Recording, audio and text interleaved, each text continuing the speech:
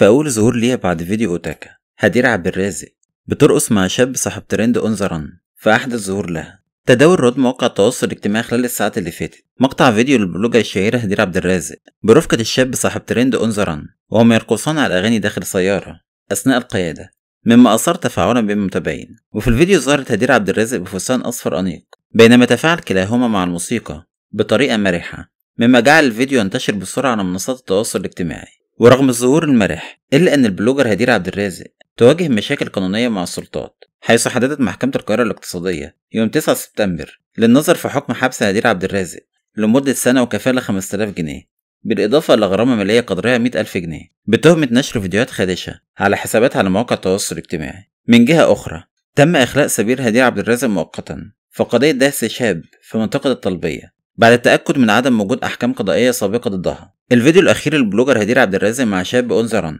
جذب العديد من التعليقات بين من أشاد بروحها المرحة وبين من انتقد ظهورها في وقت تواجه فيه عدة قضايا خطيرة، مما يعكس الجدل المستمر حول شخصيتها وأنشطتها على الإنترنت.